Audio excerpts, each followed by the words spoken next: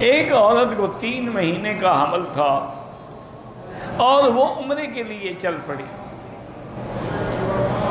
تو راستے میں اس کا حمل جو ہے وہ گر گیا، اسقاط ہو گیا۔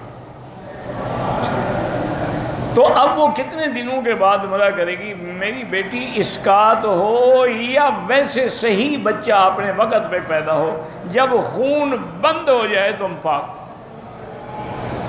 چاہے وہ 1 دن کے بعد بند ہو، 2 دن کے بعد بند ہو، 3 دن کے بعد بند ہو، جب بند ہو جائے تسلی کر لیں، اس کے بعد غسل کریں، نماز پڑھیں، عمرہ کریں، سب کچھ کر سکیں۔ یہ جو ہمارے ملکوں میں ایک بات مشہور ہے جی کہ 40 دن تک انتظار کرے پھر چلہ نہائے گی، یہ جاہلوں والی بات ہے۔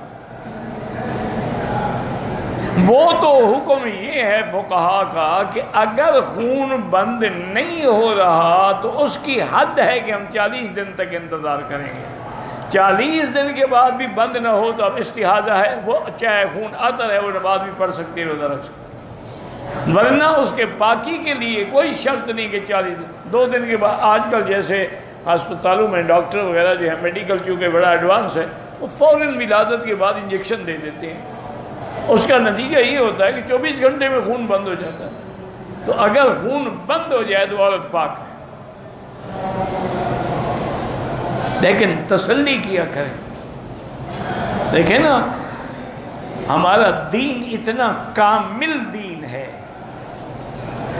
دین اسلام جو ہے وہ اتنا کامل دین ہے، اور میرے مدنی اتنے سراپا رحمت ہیں کہ انہوں نے امت کو ہر مسئلہ سمجھایا ہے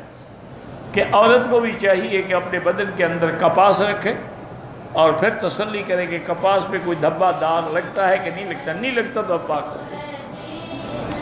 من مکہ حبیبی نور سطع